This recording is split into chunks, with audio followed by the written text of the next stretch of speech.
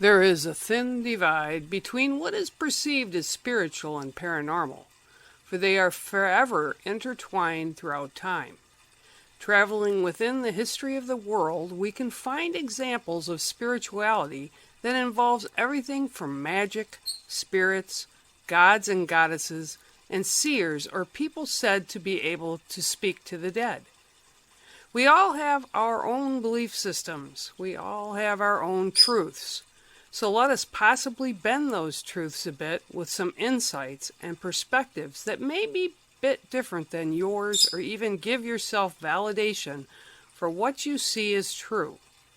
Come sit with myself and the best of the best in research, teaching, discovery, and practitioners of the day.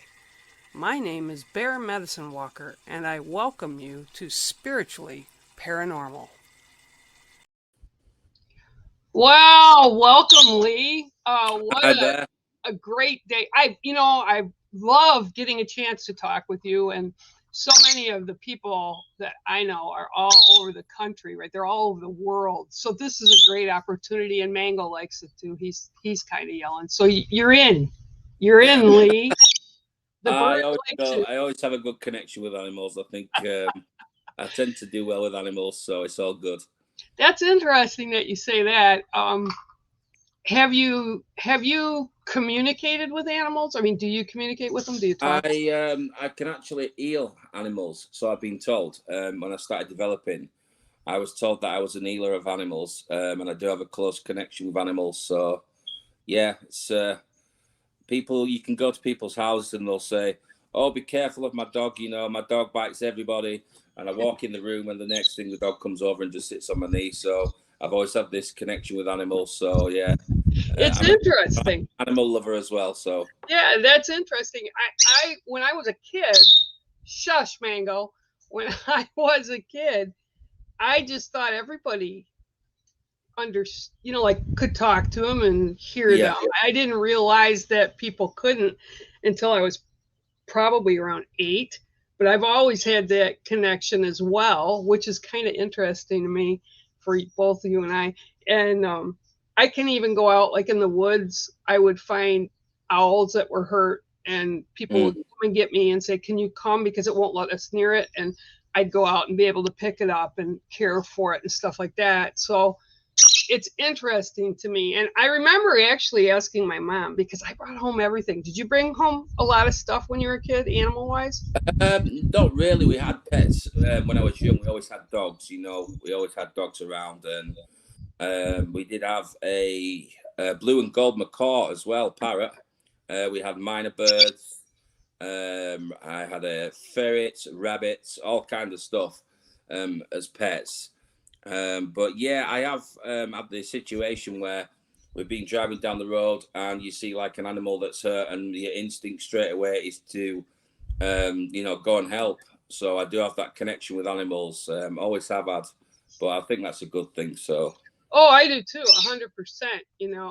I think so many people um, that don't really connect, or they live in cities or whatever. We had an episode up here last week. Some people from, come up just for the summer or for the weekend and stuff. Okay, Pip, he knows you're here too. See, now you got both of them wound up, Lee. Anyway, they found a fawn. They didn't find it. It was like out in front of my house by the lakeside, right? And it was kind of cuddled up, and it had full spots. It was very, very tiny. And Mom had just left it there, which they do because mm, they feel they're safe, and then they go eat, and then they'll come back and get them, or they'll call for them. Well, it was early in the morning, and some guys were fishing with their kids, and one of the kids spotted it and said, "What is that, Dad?" So they went over, and they literally scared the living daylights out of it. And yeah, everywhere it would move to settle, and the mom wasn't around. Mom won't come in when there's people there. So my big thing is people need to understand animals more, and I think that's by our, like, your connection, my connection that we have. So that really fascinates me. So tell us how, when you were growing up, how did this gift come about for you? I call it a gift and a curse, so you can call it whatever you want. It's both Um, sometimes. well, I had. I remember being really young. I must have been about probably 8 or 9, and I was at my grandfather's house. And I remember at the time I was in the bedroom, and I remember the window just opening and closing really fast, And you know how you're so scared as a child, and you Yeah, think, "What was that? What's just yeah, happened?" And I used to be able to sense things, but I wasn't sure what was going on because I was so young, so I didn't know how to deal with it. And I kind of put it out of my life for about 10 years. And then what finally happened was I lived in a house. My son was very young, and I lived in a house, and my son was having a lot of paranormal things going on in his room. He wouldn't sleep at night. He said that this guy was stood in the corner of his room. So what happened was I wasn't really spiritually aware at the time. So we brought in a medium who came to the house. He cleansed the house. He got rid of what was there, and he turned to me and he said, "Do you know you actually have a gift, a very strong gift that you just need to develop?" And all he did was, it was really strange because he came up to me and he said, "I'm going to flick this switch for you. And he just right, basically placed his hand on top of my head and he said, "I've now flicked this switch. You need to, you're now open. You just go and develop." And from that moment on, I just went to sort of spiritualist churches and, kept developing, um, working with various paranormal groups, going out in the field, because I think the right, best way you learn is to be out there actually doing it and right, developing it. Um, and from that moment, it just sort of like kind of just barreled, it escalated so fast and things moved on so quickly. And then the awareness became like really strong, and I was getting to the stage where I was going to people's houses and I was having to sort of shut it down. Yourself, you go to people's houses and they're coming and they've all got a message for you all at once, and you need that time to shut down. We all need that time for ourselves, because we're constantly open, so we're picking up on things. And it was like they was coming in all the time, and I was like, how do I deal with this? right. So I mean, the way I kind of follow is I kind of follow the Native American way, a Hmm. spiritual. That is my thing, and I believe that they have the best spiritual connection, the best connection with animals, things like that. So that's the way I've kind of leaned towards, and I think it's just been an amazing journey. It really has, working with the paranormal teams, doing the paranormal events, um, keeping people safe really has always been a main thing for me, because I've worked with so many teams and they just do not protect the guests. You've got people who are going there paying money to go on these events, and they don't protect the guests. And it's so easy. What people don't understand, how easy it is for things to latch onto Attached. them, Yeah. to bring this into the home. Even going to what you call like a thrift store over there in the US, we've got like the antique stores over here, Oh, bringing articles into your house as well. You can bring in a lot of things that way, and people all of a sudden they go, "Oh, my house was great, 6 months ago. I've just brought this picture into my house," and all of a sudden things have started going crazy, right. connections with objects and all kinds of things. But outside of doing the events and the things with Sean, obviously, Hmm. um, I do actually work with another paranormal team as well, and I do a lot of house visits. I do go to a lot of people's houses and do a lot of cleansings and help people with families. Um, so there's always something to do in the paranormal world. Right, Always right. something to And do. they always find us, right? They Yeah, always find always us. at the times when you're busy. Always at Yep. the times when you're busy. Yep. It cracks me up because like, and I don't know if this happens with you, but if I'm going to in the week, within that week span, if I'm going to be talking to a client or if I'm going to be doing the show here Hmm. with Sean and Bex, they line up. And Yeah. from the moment my eyes are open, they're like, "Hey, hey, we know you can see us. Hey, listen, you're going to be," I go, "Go away, back off, give me a break," you know? Yeah. And they pop in and they give you all these messages. And And then you can't remember who it was, who the message was for, yeah, right, because there's been so many that's come in, and you're like, hang on, I've just got to think back now because somebody did come in at that time. It's crazy sometimes. People say to me, you know, oh, it must be such an amazing gift. And yeah, it is an amazing gift, but also it's very, very draining at the same time. As you do the cards, you do the cleansing, house cleansings are very, very draining. And they obviously pull the energy from us because we're using our energy Right. to, to cross over these helpless souls, and it does take a lot from us. But people don't understand that, because they don't have that gift, so they kind of think, oh, it must be fantastic to have this gift. And yes, it is to an extent, but Yeah. sometimes it can pull you down, and you need that separation, that time away. Well, I love the ability that we have to help people. And That's the main thing. one of the things somebody brought up this to me the other day, and I hadn't really thought about it this way, but it's we help people to help themselves too. Yeah. And we make it more, and I know you do this as well. We put it on a more human level, if that makes sense. So, I've had stuff happen to me, you've had stuff happen to you. And when people come to us and they say, hey, I got this going on. Well, this happened to me, and something like that, and maybe we can see what we can do about it.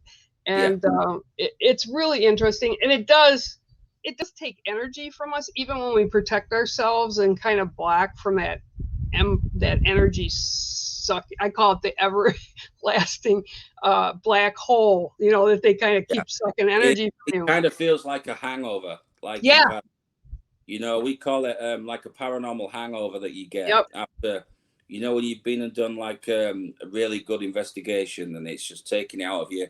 The next day you just feel really drained and tired, and you don't want to do anything all day. You just want to drink lots and, and not Yeah, alcohol, of I take course. a long nap. I take a Yeah, long nap, yeah, and then I get yeah, up and I'm okay. But yeah, it does take a lot out of you. And the protection thing too, that's really important. And a lot of people, like you said, especially since, well, even the pandemic's kind of kicked it even into a higher gear. But because of all the stuff that's on TV now, people think they're going to go out and they're going to investigate, and they do things that, like you said, could get things attached to them and what have you.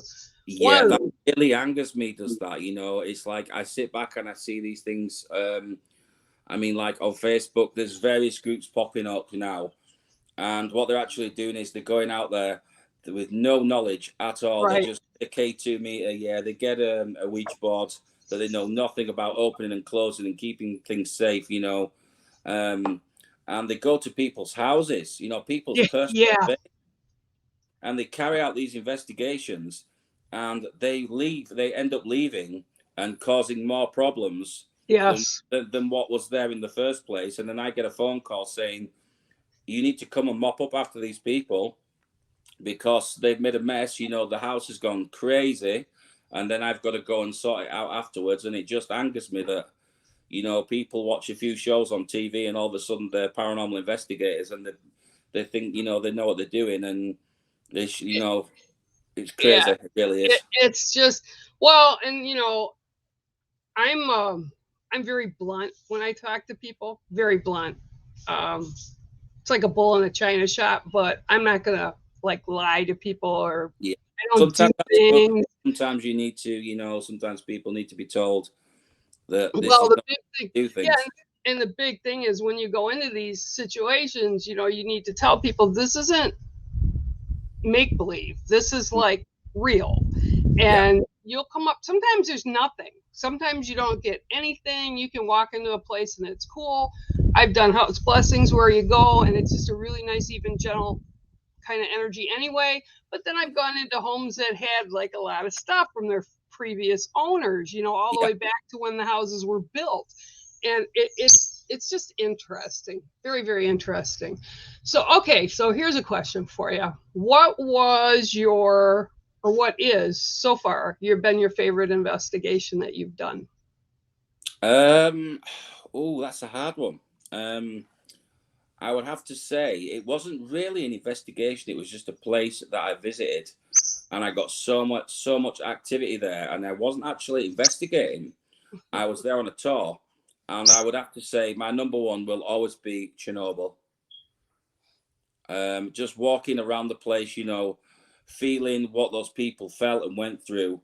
Um, I mean, I remember walking into the kindergarten, and I wasn't like completely open at the time. I was just taking photographs. I was on the tour, and I had this little girl who was stood there, and she was talking to me in obviously Ukrainian. I couldn't understand what she was saying, but I knew she needed help, and she wanted to be crossed over.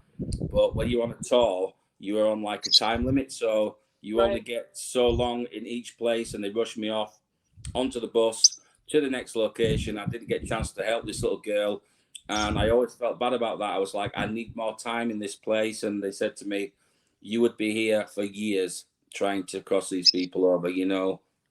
There is so much energy. That brings up another question. And obviously in a place like that, and I would imagine when all is said and done with all the stuff that's going on over in Ukraine right now, it'll be much the same, because there's just, it's trauma. It's like traumatic death. It's that energy, and it's like some people don't even know they're gone. Yeah. But what is the point? To what point? And I just kind of want to get your feedback on what you think. When people go to these places, they may go, they may have a lot of investigators go, right? Say a jail, okay, or a prison, right? Yeah. And they even hold tours. And actually, the one in Tennessee I would love to go to, and it's set in a mountain range with the 3 mountainsides and only one way in, one way out.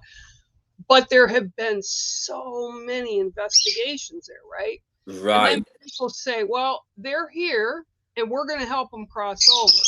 Okay. They don't want to be here, so we're going to pass them, help transition them. And I know I've helped people transfer, and I know you have too, to transition. Yeah. But they have to want to, number one. Yeah, they have to want to go. Some of them don't know that they're there. They're just trapped in limbo. They're residual. And sometimes when they're in a place like a prison where brutality and just really bad energy, they're not going anywhere. You can say you're going to transition them, but they don't go. So at what point, when people start saying, oh, I'm going to go in and transition these people through, at what point do we say these people don't want to go? Because there's a lot of places I've been to, people don't want to go. No, and the other thing as well is, it's not just that. Sometimes, trying to send a person over can take, not just, you see these TV programs and they do it first time, every time. It doesn't always work like that. Sometimes it can take 3, 4, 5, 6 attempts to get these people to cross. And a lot of the time I find myself, I don't know if you found this yourself, but I am fascinated with the abandoned things, the abandoned buildings, and maybe exploring as well. Now, what I have found from my own personal experience is that these places that people charge to hire, they're being done on such a regular basis that the energy is absolutely sapped out of these places. And what's happened with them is they've just become kind of a cash cow and a financial way to keep the places going. You've got the big places, like you've got Eastern State Penitentiary, Waverly Hills, Penhurst, all the big names, the is it the Victoria or the big ship, the Queen Mary? Oh yeah, Queen Mary, yeah. All these places. I mean, I'm not saying that they're not active, because yes, they are, but when people are going there week in, week out, every week, if a certain group is hiring that place out, for instance, it just takes the energy out of that place. And the souls that are left there, they're just like us. They get tired of communicating with people. They get tired of it, and it's like they don't want to make this light flash every single week. And it's like I find going to the abandoned places to be 100% more active than the paid places, purely because these places have been left. They have, they've not been investigated ever. Some of them have just been like little time capsules. Things have been left there for many years. And if you go into like an abandoned building in comparison with, say, a place like East Drive, which is famous in the UK, I've been there many, many times. The abandoned stuff just absolutely blows away anything that is paid. There is some great locations, like we have Newsham Park in England, the big asylum in Liverpool. Oh yeah. It's one of those places, I've done it many times, where it's become to the point now where every single week there is a particular group that hire it out. They hire it out to the public, and you pay to go there. And it's just like, at what point is this place going to become so, it's going to be tired Saturated of it. with human energy. Yep. Yeah, it's going to be tired of communicating with us and doing the same thing week in, week out. So that's why I love the abandoned things, because this is the things that people have never seen before. You step into a building that's been locked away for 40 or 50 years, and to see the things that are left behind, the valuables, is just the crazy experience. It really is. Well, I kind of laugh. I was watching something the other day. I usually watch at night because I'm busy doing stuff during the day. So I try to not have the TV on. I put music on. But I put this show on, and I was actually surprised as I watched them. It was really good. And then like it clicked to another, because I didn't get to it quick enough. It went into another different team. And I watched and compared how that team did it to the prior team. And it's like, you guys, when you go out with Sean and Bex, and yourself, when you go out with your groups, it's respectful. It's not, hey, make this light turn, okay? Because I need you to do this. And then if you do that, we'll leave you be. Yeah. So the light goes on, and they go, oh, thank you. Okay, so how many of you are in here? I mean, if you really want us to know, do it again. And it's like, I view spirit as energy, and that's what we're all going to be once we die, right? Because you can't make energy and you can't destroy energy. So to me, the energy is there. And so it'd be like talking to a person, which we are doing. Yeah. Would we want to reverse that and have somebody talking to us here, like in the flesh, and asking us to repeat it over and over again so that they're sure we're here? I mean, there's so many people that go out there and they're like, they're so disrespectful, and they watch certain programs. I'm not going to name them, but they watch these shows that are really big, and they get the attitude from the investigators on the shows, and they're like, show yourself to me, and they're like really forceful, and it's like, that's not the way to be. You have to be respectful. Number one, be respectful. Number one, always keep yourself and your team safe. Be respectful Number to one, them, because absolutely. a lot of the time these energies, they don't know that they've passed over themselves. Right. So by saying to them, could you tell me what year you passed away or whatever, some of them don't know that they've passed away. So you have to be careful. Obviously, it varies from location to location, right. And what the circumstances are, like a prison or say an asylum. There's always going to be that energy where there's going to be this insanity because of the way it was, the way they was locked up, the way whatever conditions they was going through. Like the place that I'm visiting in 2 days' time, there's a lot of negative energy that you've got to be aware of. But you can't let your guard down. That's the main thing. If you show them fear, they just feed from this as well. So it's like, it's being respectful, but with the negative being standing your ground and just not letting Stand that in your own guard power down. and not Let letting them them, know that you are the higher point, and they cannot affect you. And there's that fine line that you don't cross. And there's too many teams nowadays that just cross that line. Yeah, we have in Michigan where I live, we have the sanitarium that everybody goes to is Eloise, which is downstate where I used to live. My daughter actually went 2 years ago, just before the pandemic, so maybe it's been 3, with her godmother down there, because her godmother's a reader too, and they wanted to go because they kind of had cleaned it up, and the guy had built it, and I knew some of the teams that were helping with the tours. So it was for her birthday, they went down. And she said it was totally quiet. I mean, they loved going through. And I said, okay, now think about how many tours they do in October. They do like 3 a day in the evenings. And I go, do you honestly think that whatever's there, and I know there's massive people there. They don't even know how many people are buried on the grounds here. Yeah. And all the big teams have been here. Katrina's been here with Jack, and the Ghost Brothers have been here, and Ghost Adventures has been. They've all been here, right? Yeah. And it's like they find stuff, but it's after like 3 or 4 days of taping, which people Exactly. don't understand who don't do People see this, these right? programs and they think that these programs are being filmed over a course of 3 to 4 hours.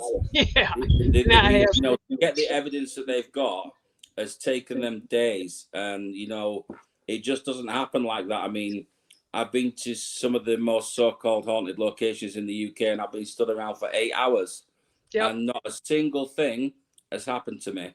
You Yep. know, and you think, wow, you know, people said to me this place is active, and you walk in there and you feel absolutely nothing whatsoever. You know, it just feels calm, and I worked at that's a the way it is. children's hospital, right? I worked at a children's hospital when I was in my 30s and 40s. I worked there 12 years.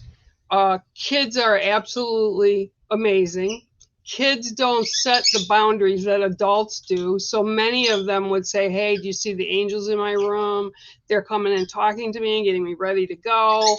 And, you know, it's like this kid was sick, but not anywhere near ready to go. But I Yeah. would be tuning into them as well, right? So it's not only abandoned places or sites that people go to. We've got this in our everyday life. No matter Yeah. where you go, there's people. Now, do you find that some of the spirits follow you Often, around? too often for my liking sometimes. Yeah. But yeah, it's like you say, you know, about the children, because children's perceptive, you know, the way they think, they're more open, they're more innocent, so they do see them easier, and they can communicate them with them a lot easier because they're so open. You know, as you get older, you close yourself up and you either go to the way of believing or not believing. But the children's mind, you know, they're so open and innocent that they can pick up on these things. Well, we don't teach them as a society. We teach them it's wrong. So a lot of times we'll say, "Oh, she's with she's with their invisible friend. You know, don't worry about it. You know, Yeah. it's a kid thing."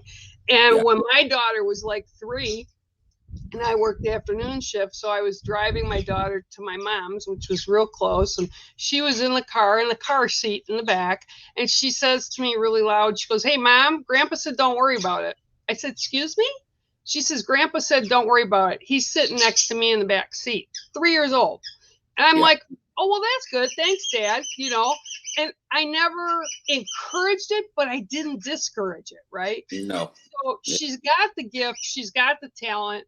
She dream walks like I do, and she sees things, but she doesn't want to. So that part of it she's cut out, unless it's something that's really important to her or a person that's coming through that's past that she knows. But it's like, yeah, don't encourage the kids, but don't discourage them. They bring No. it up. It's like, yeah, okay. You know, I've had many people I've Let them worked make with their that are own kids. mind up, you know, come to their own decisions of how they want to deal with it, you know. Um, I mean, I've known many stories as well of people who've had like terrible illnesses, you know, like they've been literally a few days from passing, and they've said to a family member, "Oh, somebody came to see me," you know, another family member who's passed. And you know, when you hear that is their time, you know, that is the other person walking in and saying, "I'm ready to take you with me." Oh yeah, Uh, they start seeing. My mom was in her 80s, and the year she died, more and more people that had passed that we knew as family members or even friends would come and sit with her, and I'd hear her, and I'd go in to her space. I go, "Mom," and she says, "Oh, Paul." She says, "Paul's here." mm, And she mentioned, I go, "Okay." And she goes, "No, he was just telling me, he showed me up and it showed up in his uniform. He was a Marine. He died when he was 19. He was another one of my mom's like kids from the neighborhood, right? He was one of my brother's best friends. And he died when he was 19, which is kind of hard for me to take in because I was like 7 at the time. But when I look back, it's like, wow, how young he was." And yeah, then I went out of the room, and the next day I came back in the morning to get her for breakfast because she had like a living room, bedroom, like a mother-in-law section, right? And she got up and she walked out, and I saw something flutter out of the closet because she had like cloth across the front of the closet doors, right? And I was like, what the heck's this? And I went, that was Paul Maneral's. It was his picture. It was his picture with his Marine outfit on. And I would like looked in, and she wouldn't have gone in there because all the pictures were buried in the back of the closet. And it was like, it just fluttered down there. And I said, thanks, Paul. So I knew they were there for her, you know, and every time she'd say, hey, do you see those people walking out there? She's, I think that's your uncle. And he'd like, you know, and I'm like, yeah. I said, and I'd wave. I said, that's cool, Mom. So yeah, a lot of people see things before they pass. And then the kids too, the kids are just so locked in. And I just think that is absolutely, for me, phenomenal. You know, we need to help our kids. Like their minds, you know, the minds are so open to it, and you know, they're so innocent with it that they don't sort of block things out like we do as we get older, you know. So they're really susceptible to it. And I always think, you know, like people who are more skeptic as well, they're less likely to have things happen to them because they are so skeptic that why would the energies want to come to them? Because they're so skeptic, you know. The more open you are, the more chance you will have of actually having that communication as well, because the energies will communicate with you because they know that they're not going to scare you or shock you. You know, they're there just to reassure you. So it's all part of the sort of the experience. But you know, everybody always says, "Oh, it must be an amazing gift," and yeah, it is. It's great to be able to help others. But yeah, it's a very tiring one as well. You know, people don't see the side where, you know, our home lives where we want to shut down and we just want to do our own thing, and it's so hard sometimes to do that because you know, you've got people constantly popping in, and you know, you'll be like, oh, what's all this about, you know, and you just can't shut down sometimes, and you get messages. It's very hard. 2 weeks ahead. Very hard. Yep. Very, very hard to do. And sometimes I don't mind it because I kind of tune it out. Like when the birds start making noise, my daughter will come home and say, oh my God, Mom, don't they ever shut up? I go, what? She goes, the birds. I go, I just tune them out. So I've reached a place now where mostly in the evening, during the day, it doesn't bother me too much because it's literally, they'll come in and start a conversation, like some of the people in my family and that. And I'm like, okay, you know, because they want me to know certain things. But I kind of tune them out when I need to. And it's like white noise. That's why I've slept with a fan running all my life since I was a kid. And I cannot sleep if I don't have it. I have to sleep with a fan as well, which is really strange because it can be like minus 5 degrees outside. And I'm one of those people, I have to have air. Otherwise, I feel really claustrophobic. And I've got so used to the noise of the fan that I have to have this fan running as well. So that's strange that you sleep, you know, you need this constant air as well. I get to a point when I travel, I ask the people, like if I'm going to go visit somebody, do you guys have a box fan? And they're like, what? I says, do you have a box fan? And they said, this is the middle of the winter. What do you need a fan? I go, that's okay. I'll bring my own. Because I can't, I can sleep anywhere. Just gotta have that fan. It's like you feel like you can breathe again. It's almost like you feel like you cannot breathe without this fan, you know, this circulation of air. So that's strange that you mentioned that because, I have like a big fan, and Emma will turn around to me and she'll go, "It's absolutely freezing. How can you have that thing on?" You know, and it's just I need that air. But she's actually now got to the point where she's so used to it that even if I'm out doing an investigation till the early hours and she goes to bed, she finds herself putting the fan on as well now because she's so used to it. So well, it quiets your brain. If I don't have it on, and I've actually, the past month, I was kind of testing it for a while, you know, like seeing if it really was, because I've got aquariums running all over my house. So I hear constant flow of water, which also connects me to spirit.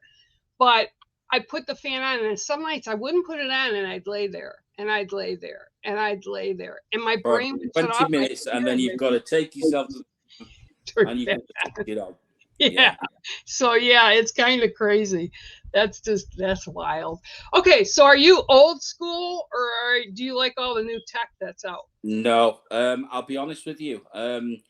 I've used probably 90% of the tech that's out there. I mean, there's always new tech coming out weekly, daily. You know, it's crazy to keep up with the prices of these things. But it's like I will say to people, you cannot beat using the old methods. You know, like the dowsing rods, Right. just basic K2 dowsing rods. I like REM pods because it indicates that somebody has walked past that field. Yep. People often say to me, "Oh, I would love an Ovulus," and I'm like, I've used Ovuluses many, many times, and I'm like, for probably £500, there'd be something like $700 US. Oh, They're they're really more not than that. worth it. They're in the, you're Yeah, talking like $2,000 right now. yeah, they're really not worth it. I mean, when they came out, they were so bad that a lot of them had to be returned because they didn't work. And I've used them, and I've never had personally a good experience with the Ovulus. It's one piece of kit that I've always thought has been very sort of overpriced, and I think for the money, you're better off just getting yourself an SB7, Spirit Box or something like that. There's all these new technologies now. You've got like these portals that people are using, and there's all kinds of Nigel things. Mortimer, who's over by you, I know Sean, I think Sean's got one of his boxes. I've got one of his spirit boxes, but I just ordered a portal for him, and I'm just waiting for it to get here. Yeah, The I do like the portals, portals. I like the portals. yeah. Well, there's a new portal from a Detroit group. It was built here this year. They used it, and they had sent me something because I know who they are. I haven't heard back from them because I want to know who made it. It was they took it to a spot. I can't remember where it was, somewhere in Detroit, an old place in Detroit.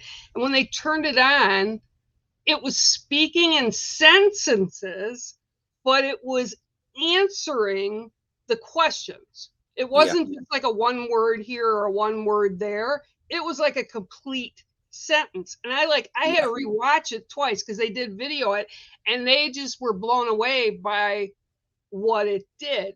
So I think sometimes, spirit, that's another thing. Here, go buy my Ovulus. It's like they don't know what an Ovulus is. If you're in a place that's been like from the 1700s, or it's like they don't know what it is. Tell them it's a box with a light. That makes sense. But and Nigel's, I've had really good luck with his. It's been very spot on, and I think Sean and Bex have had used Mortimer's too, Nigel Mortimer's, and so some of it I like, but I have to trust the source. So if Nigel's making it, I know he's not screwing around with me, right? So I can get one, and then I have to trust the source of what's coming through. Yeah. Because sometimes it can be a little crazy. And not everything, this drives me insane, not everything is a freaking demon. Yeah. Oh, I know. There is programs, countless programs out there. Every place they go to, they visit, they're like, oh, this is a demonic presence. And it's like, this is not a demonic presence. There's famous places in the UK, and they claim to have demonic presences. And it's like, I've been there numerous times, and, the stories are completely false there. A lot of it is made up just to get the cash through the doors, to keep the rent paid on these places. And it's like, how does it spiral to the point where, it becomes demonic? It's like there's a huge difference. And when these people have really dealt with real demonic presence, they would know what a demonic presence is and how different they are. It's like when you come face to face with something that is demonic, and they're the tricksters, they try and trick you, and there's many different sorts of demons out there, and these people just throw it out there like, oh, it's demonic. Or if they say the word, or they name it, they give it a name, and that's like a big no-no. It's like they'll say, oh, there's poltergeist activity, in this property, but they'll automatically assume poltergeist activity with being negative. Right. All poltergeist activity is noisy ghost. Correct. It means it's a noisy ghost. It's trying to get your attention. It doesn't mean that it's negative. Right. That's its way of communicating with you. And everybody associates it with the old film, with the little girl from the Yeah, 1980, the Poltergeist they're film. So here. Yeah. so they assume that poltergeists are negative. So, Yeah, no.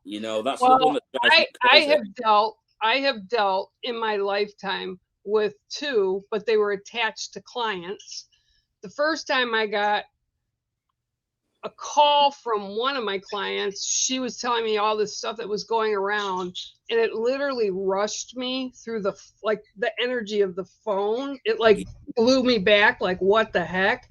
Yeah. So we worked with her, but it took me 6 months of working with her, and then the elders continued with her, and she was a native gal, and it was something I was like, holy heck. I called my elders immediately, told them what I thought it was, what was going on. We set up a time where she could get hold of the elders, and it took a long time to get rid of it, but we managed to clip it and get rid of it. And it's like, it's crazy. So when all these people say, it's a demon, it's not a demon. If it was a demon, you'd be peeing your pants where you're standing right now. Yeah. And the first time, you'll remember the first time you ever came across a full-bodied apparition, it's like you never forget that moment when you actually see one and it's as solid as looking at a real person, and you have to question yourself. But at the time when it actually happens, because it's so solid, you believe it to be human, so you're not shocked by it. Yeah. It's that transition of when it walks away and then you realize and you investigate and you think, wait a minute, nobody should be down here. This happened to me at a place called the Grand Hotel in a seaside village called Scarborough in the UK. Mm-hmm. Yep. And we was down in the kitchen area, and a chef walked straight out through the doors. He didn't make eye contact with me. He looked at the the cooking facilities. He then turned around. He went back through, and I said to the team that I was working with, the guy who runs the team, I said, did you just see that? And he was like, no, but I caught the door close. He heard the door close. And I said, there was a full-on figure of a man came through the door. He didn't make eye contact. I think he was just residual, following this path. And he went straight back through the door. And we later then said to security, can you tell us if anybody is down here? And they said, no, the kitchens have been closed since 6 p.m. This was like 10 o'clock at night. Yep. And they said, nobody's been down here. What did he look like? And I said, well, he had full chef's whites on. We then walked up the staircase of the Grand Hotel. I looked to my left, and there were some pictures on the wall, some old pictures. And there was an old Italian chef who used to work there from something like the late 1800s. And I was like, that is the man that I have just seen. And that's when it hits you and you go, wow. Yeah. Solid that was.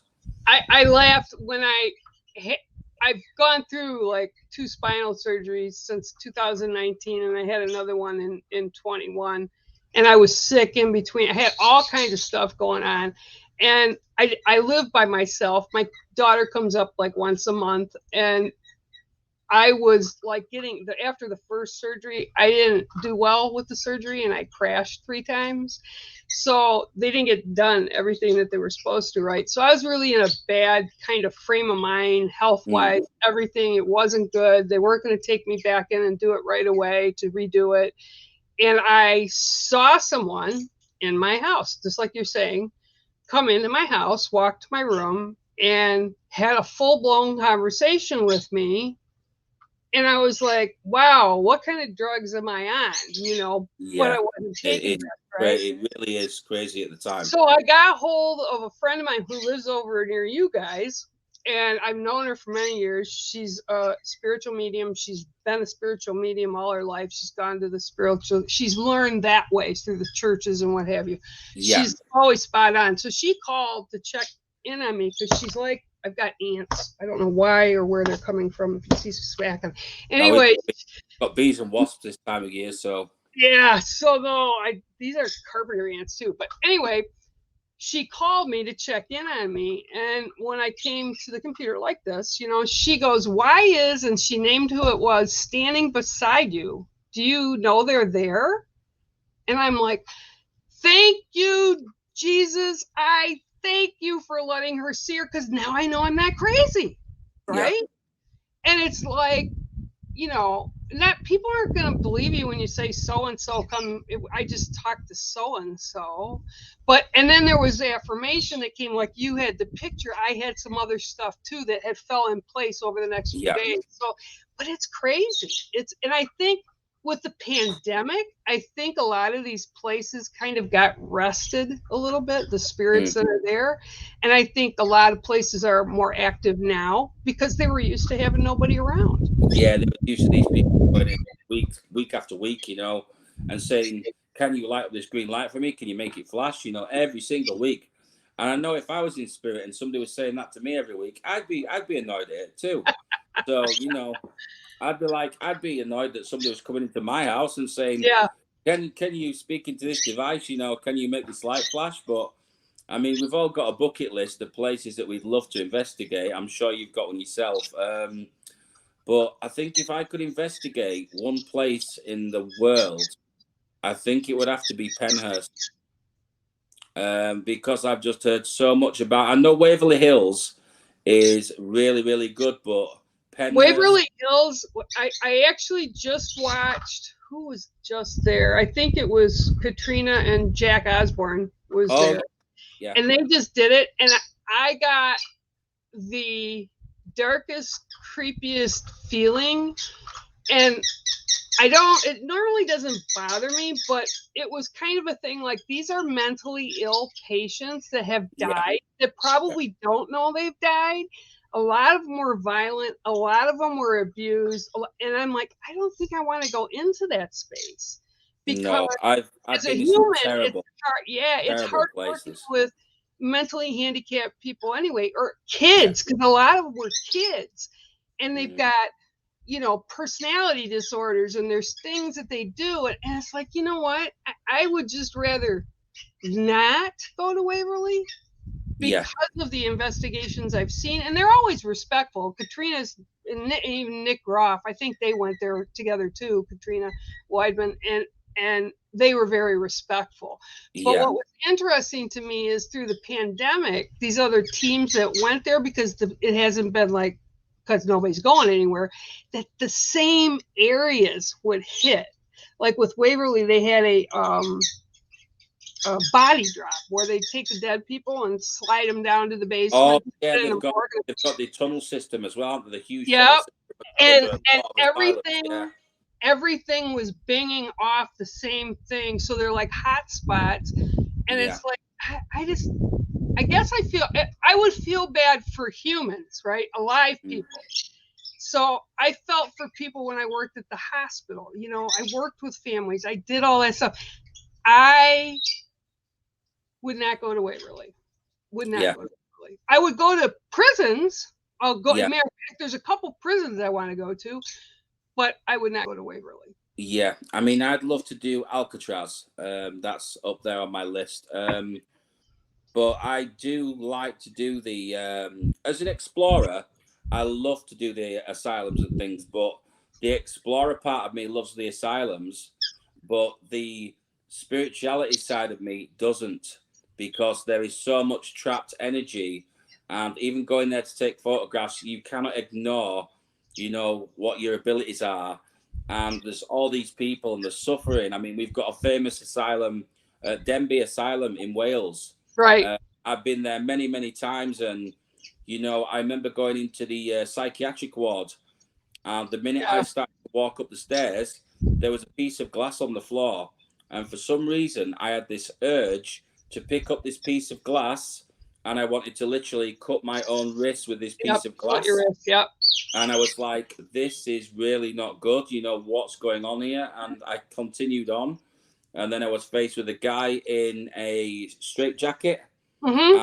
literally sat against the floor, and he was just pacing, just rocking like this. And it was like something out of a horror Yep. movie. And I was like, this is absolutely horrendous. Trauma. This is Yeah, what trauma and violence. This is what it does, and it's imprinted.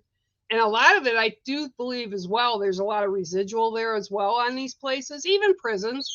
But I think that the energy's there. They're going to be a mm, lot like they were when they were in life. And if they're confused and they were mentally handicapped or yeah, whatever, that's going to come through. And for me, I can't do it. It's like going No. through. We have a museum here in Michigan. It's the Henry Ford Museum, right? It's called Greenwich Greenwich Island or Greenwich whatever. Anyway, it's this place like you were talking about antiques, right? Well, when you go into this place, they got old Detroit. So we've built just like you guys on top of centuries of Yeah. stuff. So they found this old Detroit street, right? So underground. So they made that as an entrance to the whole thing. You go in there, it's all antiques. Like Henry Yeah. Ford's house was moved there. There was when I went in one time, they had stuff from Abraham Lincoln. They had all these famous things and these. And I won't go in because you Yeah. touch this stuff or you're around it. It's got the energy There's from so wherever much it energy. I was. mean, the event that I'm doing for the Ghost Dimension fans in August is, funnily enough, what you've just mentioned is exactly what I'm doing. I'm doing a underground street which was discovered. It was lost for over 100 years, and all the old shop fronts and everything. There was Right. bicycles found. This is the place I'm taking some of the fans. So I'm putting on an event for the fans because some of them have never been and done this thing before. So That's a great place to do it. Great place to do there's it. so many energies down there. I'm not going to say what's down there because they're going to find out on the night. But the main thing is they'll all be safe. I've done this many times. I know a lot of them are really nervous and a lot of them are really hyped. They want to do this. But because it's their first time investigating, when you go lights off for the very first time, that's when it tests you. Yep. That's when you know whether you're cut out to be a paranormal investigator or not. Well, that's another point, bringing that up. I kind of laugh sometimes. Spirits around us all the time. I mean, Yeah. day, night, they don't care. Do you feel that going into the dark gets you any more than if you were walking into a place during daylight? No, it's just atmospheric. It's purely for, I think, convenience as well. A lot of these places hold events at night because they've got things going on during the day. But to me, it doesn't matter whether it's 3 o'clock in the morning or 3 o'clock in the afternoon. If a place is active, a place is active. And I've been to places where, like abandoned schools, where even more so, because the residual would be during the day because the children would be at school at that time. Right. So, like it's more active during the day than it would be at night because at night the school would be closed, there'd be nobody there. But what we get in the UK at the moment is a lot of people, they're going to these abandoned buildings and what they do is they go in there and they they practice all this what they call witchcraft, but they know nothing about. Yeah, right. They go in there Scary. and there is some of them that are quite serious and they do know a little bit about what they're doing. In particular, Denby Asylum as a nurses' quarters, where the nurses would sleep and live. Yep. And I've been in there many, many times and I've experienced a lot of weird activity in there. Now, what's in there is these two pentagrams, but these two pentagrams that are in there, they've been placed in such a way that they are facing each other, but down the corridor. You could tell whoever's done this, they know kind of what they're doing, so they've conjured something up, and it's not nice at all. When you go in there, but then you've got the other one where the kids go, know nothing at all, and they just like mess around with things that cause more problems, and who knows what they've taken on with them, when they've been to these places. Well, pentagrams traditionally are not bad. It's kind of the entertainment industry Everybody has changed it to the devil. And it's like, and it's not. I've got I've got one right there, tattooed, and people think, they look at the pentagram and they think, oh, that's evil. It's not, it's just a sign of spirituality, and you've got to get your head around that. And a lot of people wear pentagrams for protection, things like that. It's not, I mean, what we class as a modern day, witch, and what they class as back in the day has been a witch could be somebody who was a medicine person. Anybody was a witch back then. They would burn you at the stake for anything. It was crazy. Yeah, that's just nuts. Well, it's like the cross too. The cross, people see a cross and they'll just say, "Oh, well, that's a sign of the devil because it's upside down because it's laying on something, right?" And Mm, it's like, no, it's just laying on top of a table, or it's not hanging yeah. up. It's I just find it very amusing, and I think that a lot of the shows, not even the shows, it's like the entertainment industry. I think they promote it so that they do well with what they do. I had a good friend of mine that was actually asked to do a show, and she was auditioned by the Travel Channel, I believe it was. And she came back, and when she was done, she said, "I'm not going to do it." She says, "I said, why?" She says, "Well, they wanted our group to go in there, and if we didn't have anything, they just wanted us to make it up." And I'm like, No, "Yeah, no, that's not how it no, works." So, no, it, it's not. yeah, It, but she but stood to all you've that, got you to know. stay true, because it's not just doing things like that just doesn't give just your team a bad name. It gives yourself a bad name and everything that you've worked for.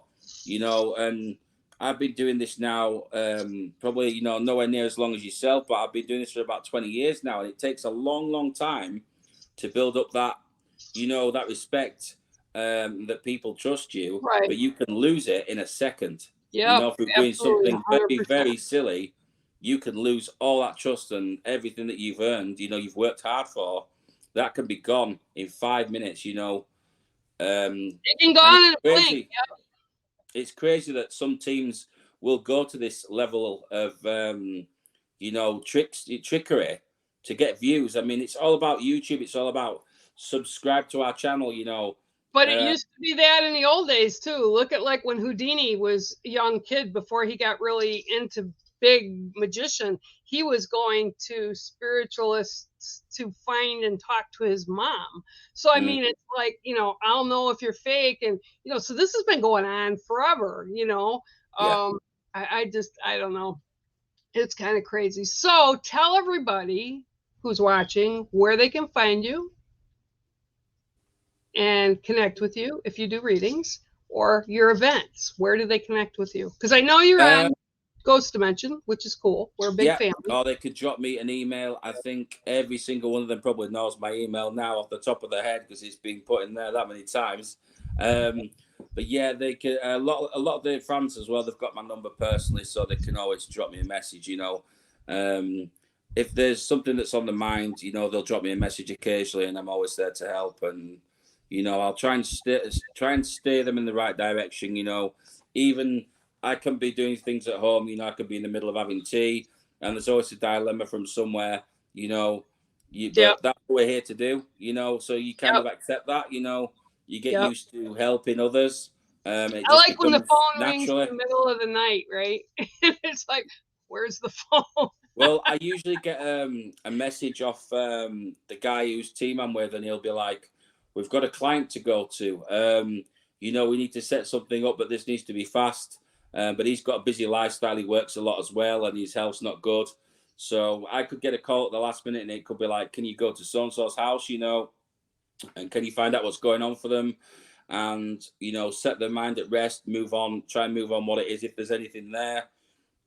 But every time I go to a client's house, obviously, it's not broadcast. It's not put out there on TV. This is people's No, life.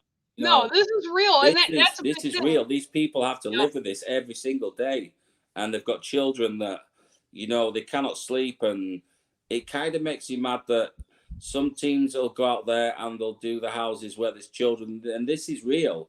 These people are dealing with this on a genuine basis, and this is scary. This is Yep. their life, Yep. and people make money from this because they put it on YouTube, and it's like, what are you doing? It's just not the way to do it. Go in there, keep things private, deal with the family, reassure the family, move on whatever's there, let it rest, and let the family move on. Yep. So that's the way to do the private clients. If you want to do the paranormal investigation, film it, then that's fine.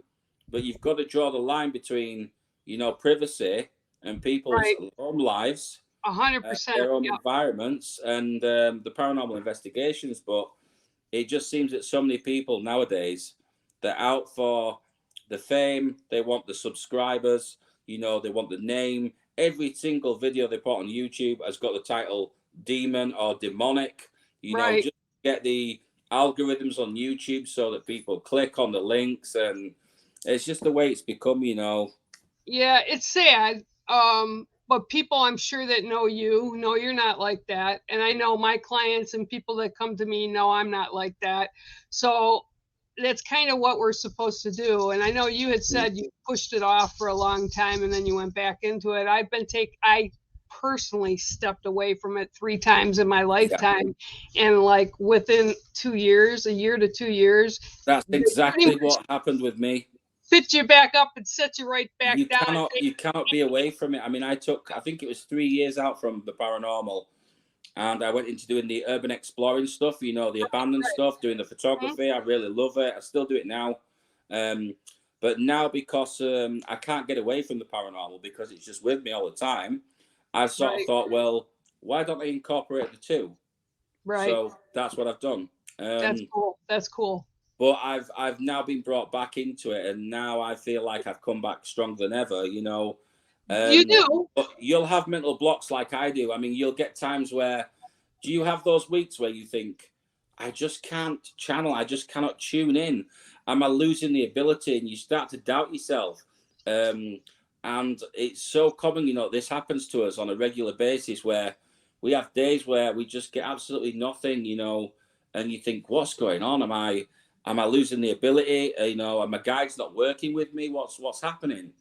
And then all of a sudden, it just goes bam, and you just back, and before you know it, you know, you're back to your usual self, and everything's coming in, and Well, I I just, think a lot of that is because we're human mm, and it's a lot that we do.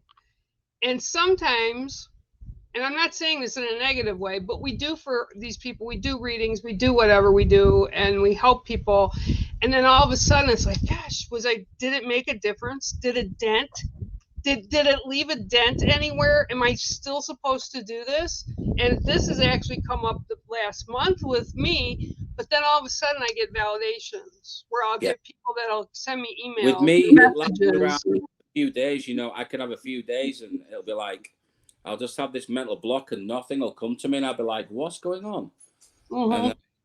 And then all of a sudden it'll just come back, you know, I'll be sat here and something will happen, and I'll just look to my right and I'll be like, oh, there's a person coming in, you know, and it's fine.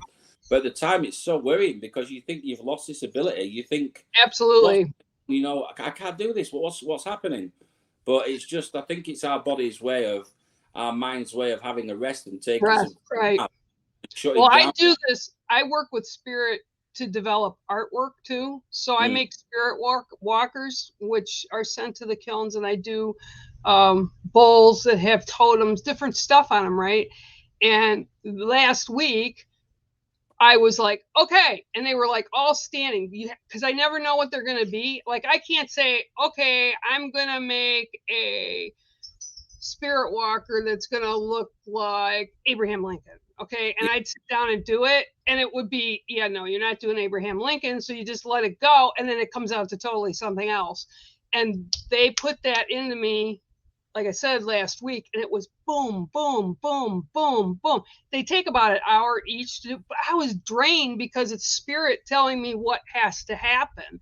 yeah. And so that's kind of how, like, because I can't physically get out right now. Plus, I don't want to be out with all the crazy people in town right now.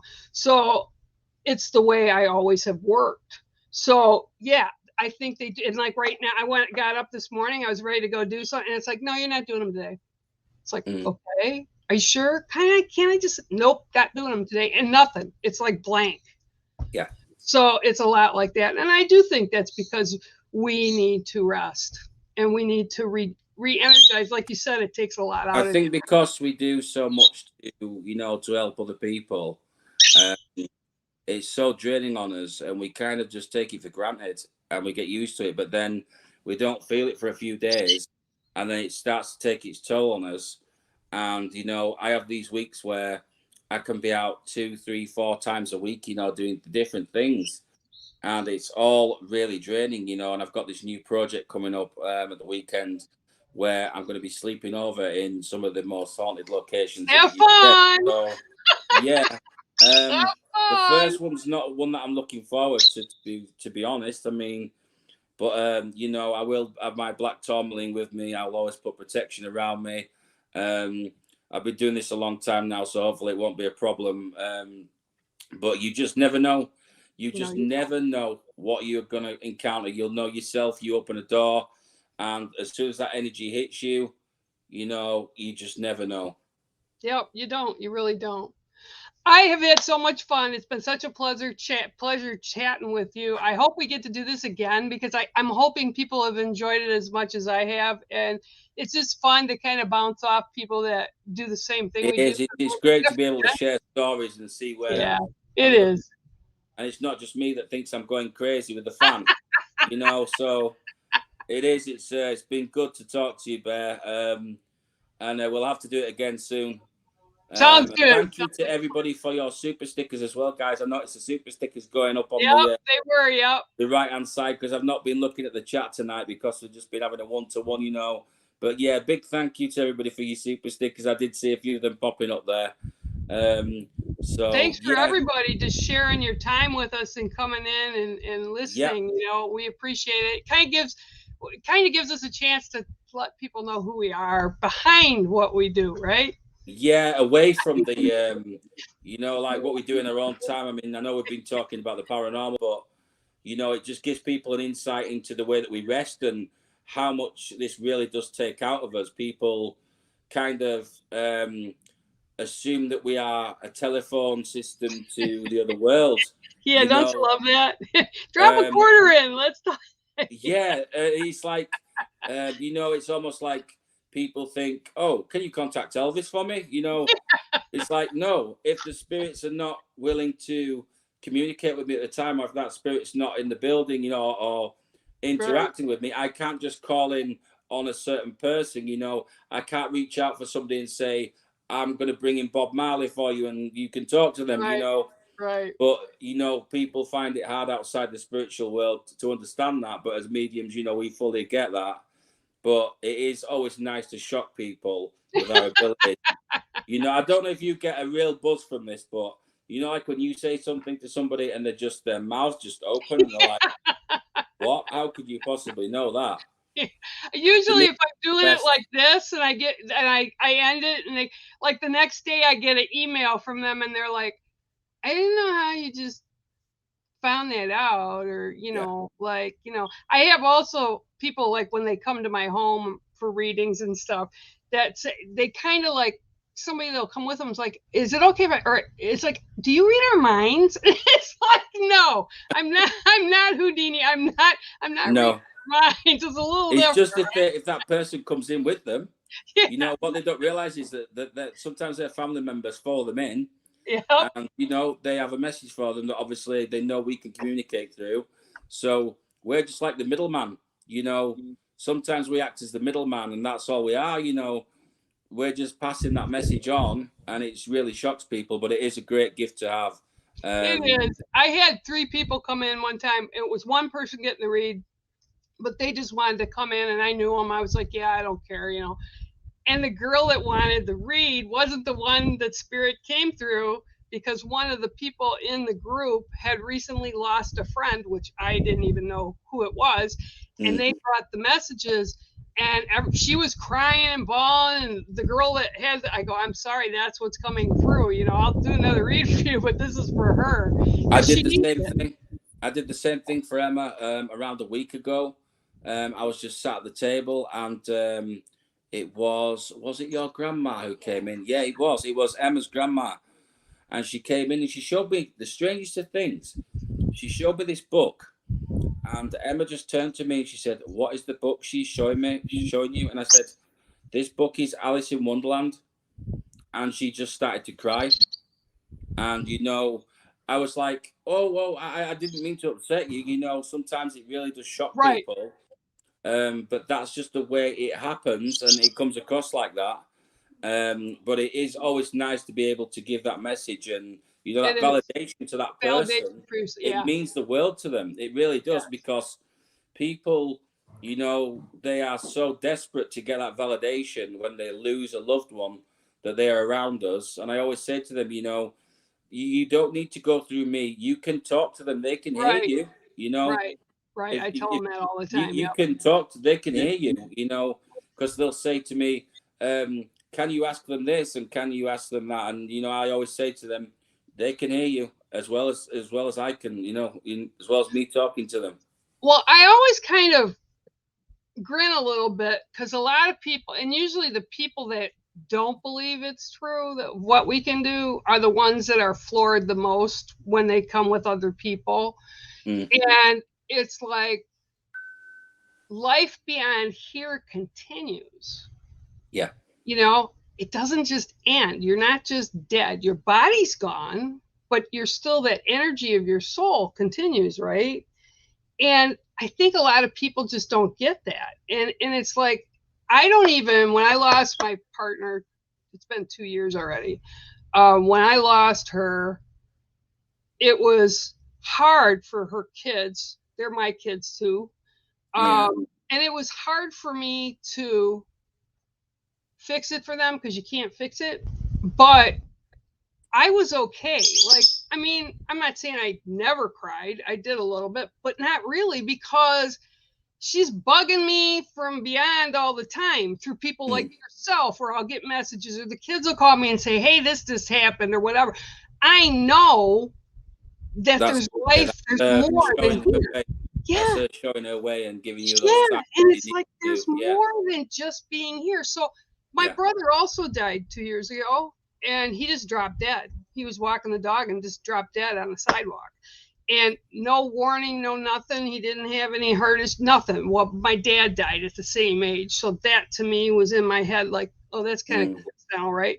But I know he's okay. So it's like, I don't mourn them. I'm not crying big tears for them. If I have tears, it's usually for the people that are left behind, right? Yeah. Because I know. I always try and tell people as well, you know, once they pass over, they don't take the ailments with them. You know, the ailments have gone. Right. Sometimes they will show you the ailments, you know, and refer back to what happened. But as they pass, the ailments are gone and they're at peace. Yeah, so, and usually they come through, right? At least they do for me, the way they want you to see them. Exactly. And sometimes they can show you an age that they didn't actually pass at. And it confuses you and you think, who's this 19-year-old man that's just come in? Yeah. But that's because that was when they was at their happiest, and that's what they want to show you, and that's how they like to be remembered. Right. You know, so they don't, sometimes it plays tricks on us and we're thinking, who's this? And it takes us a little bit to get who it is, but eventually it validates itself and it all becomes apparent. But I know I did a reading last night and it was for Mel and her mum. Mm-hmm. And at the same time, what I had to do was, for the first time ever, I pulled the first card and I was like, wait a minute, this card is relating to the second card, which is going to come out in a second for her mum. And then it all made perfect sense, you know, so I had to get that link. But sometimes to get that link, it's not immediate, you know, so it's crazy how spirit works sometimes, you know. When I do the cards, pull us around in different directions, and they don't always make it easy for us. Well, when you pull cards like you do, we're just doing like basically one card readings, but it happens to me every now and then. I'll shuffle the cards and I'll go to, and like another card just like flies out of the deck, right? Like I'm doing 1, 2, 3 and they're flat, and then all of a sudden one will fall and I'll look at the ground. Well, that's their card too, so I have to reach down and get it. Yeah. And it's the same thing. So, and I don't think, well, I think our family, the Ghost Munch family, the Wolf and the Bear family, they know what's going on. We have a very strong belief system, and I think they think as well, as everything's woven together, everything affects everything, energy, spirit, whatever. And I know they trust us and I know they love us, and it's just good to be able to do what we do. I just feel bad. Sometimes I get on there and you throw one card and they want to go like down the rabbit hole with you like a life story, right? And it's like, I can't do that right now. And you're telling spirit, step back, you know? But it's phenomenal, and I love what I do. You know, it's not always pleasant sometimes, but I love what I do, and I'm so glad we connected here. And thank you so much for coming on with me today. You are very, very welcome. It's been a pleasure. All right. Till next time, you'll see Lee and I both next week on Ghost Dimension, me on Tuesday, and this lovely young man on Wednesday. Okay? You will do. Okay. Love to you. I'll catch Bye. you later. Yep. Take Bye. care. Take care. See you all later. Yep. Thank you for tuning in today, and make sure